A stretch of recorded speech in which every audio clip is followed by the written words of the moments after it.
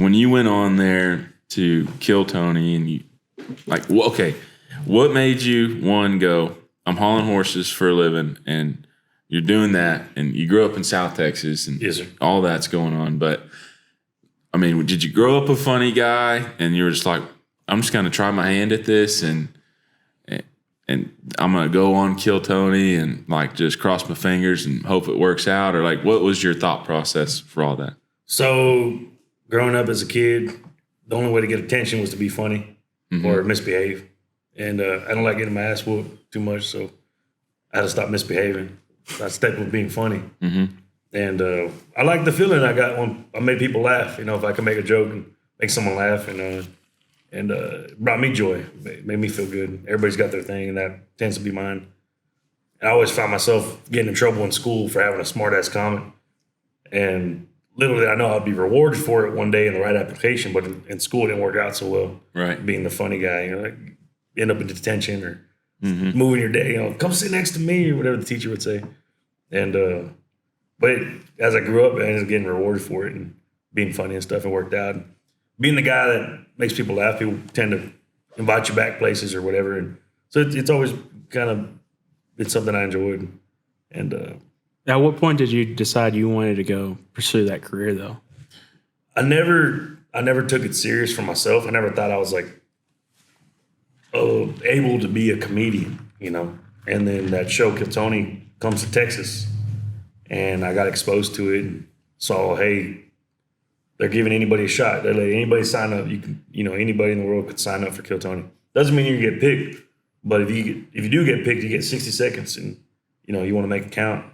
So I started writing jokes that I thought would be appropriate for Kill Tony, and because I've always had jokes off the cuff, just dumb jokes.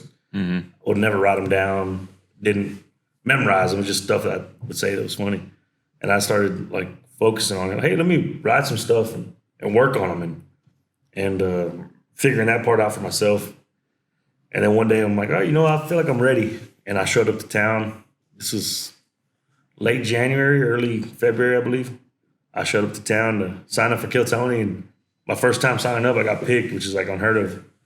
And went on stage and did my jokes. It went pretty decent. I got picked and I forgot what I had to say. I forgot what my jokes were. Were you nervous at all? I was extremely nervous, but I didn't have any time because by the time I got pulled from the bucket, they pulled my name. By the time I ended up on stage, I didn't have any time to think about anything. One more time for Carlos Lopez, everyone. So do you still have to show up, like not knowing if you're going to get picked or not? Nobody knows they're going to get picked. How many people were in that pool? Probably around 200, 250. Oh, so it was gosh. Yeah, it's a pretty decent little lottery. And how many people were you? I've never been in there, so what's the room size? And I honestly the audience. I don't know because it's not a massive room, but they pack it pretty deep. If I had to guess, it's probably around 300. If I had to guess, good amount of people. Yeah, that's good. And probably the other intimidating thing I would think is that it's broadcasted and shared, and your grandma's going to see it. It's a big. Don't screw up. Yeah. Or do, but do it very well. Yeah. So you're going and doing all that, and you kind of gave us the reason, like, why, you wanted to, go into, like, try comedy in the first place. But when you get up there and you're in front of all those people, like, was there ever a moment where it just kind of like, I got this? Like, did you ever feel like you could catch your breath, or were you just kind of, like, clenched the whole time? So if you watch my first Kill Tony appearance, I walk on stage and I literally forgot my jokes. I don't know what I'm going to say.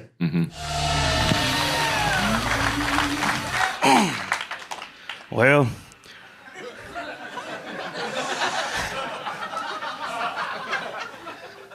and I think the first word that came out of my mouth, I'm like, well. I do remember. Yeah. And the crowd laughed for some reason. Like, everybody started laughing at me. Yeah. But it gave me a moment. It gave me like 2 or 3 seconds to kind of gather myself. Yeah. And I remembered like, I have a joke. Like, right. We tell that joke. The back part of my dick is more dangerous than the front. Not because it's big or nothing, but that means my stomach's pressing on you. It gets hard to breathe. and not the best joke I've ever written, but they laughed at it, you know. Mm-hmm. And I think it was more charisma than joke that got the laughter, and they laughed at it, and it gave me some momentum to go into my next joke. So I haul horses for a living, and I found myself up in Chicago making friends with thugs like one should. And I was deep in the conversation before I realized I don't think smoking pigs in Chicago is the same as South Texas.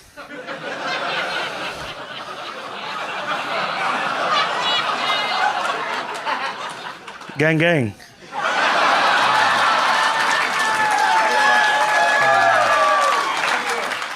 Right. And that's the joke that people tend to bring up when they see me. Hey, I love that smoking pigs joke.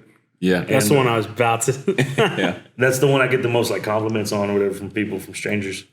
But I didn't remember what I was going to say until that moment. I had that little moment to think, and I kind of and I took a hike. You know, I was out of breath. I ran damn near a mile to get to the stage because where I was at when they called my name, and so I'm like trying to gather myself, catch my breath, and like remember my jokes at the same time. I didn't have time to think. If you have time to think, I probably would have stumbled, you know, and not been funny or whatever. But it ended up working out pretty good, and I was just being myself on stage. I wasn't trying to portray myself as any kind of certain way or be cool, be the cool tough guy, nothing like that. Just being myself. Well, I think you could clearly see that in it. You know, I love that the first joke you told was that smoking pigs in South Texas kind of thing. What gave it authentic? Well, it you know, just resonated with a lot of other Texans probably that, you know, thought that was hilarious. But also it fits. I feel like it just fits your personality. Well, it's an honest joke. I was in outside Chicago. There's a little town called Elgin, and there's a horse show up there called Lamplight. And I was up there to pick up a load of horses.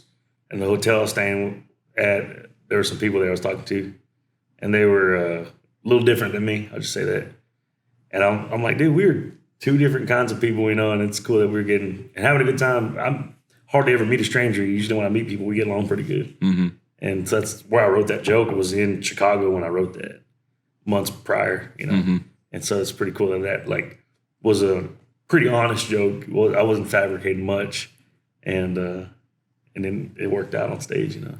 Yeah, that's awesome. I mean, like I said, your authenticity just kind of spewed out up there, and like that's kind of what. Well, people can relate it on both sides, you know. You get guys in Chicago and the guys in Texas. You're like, well, that makes sense. Yeah, you know, it just felt right.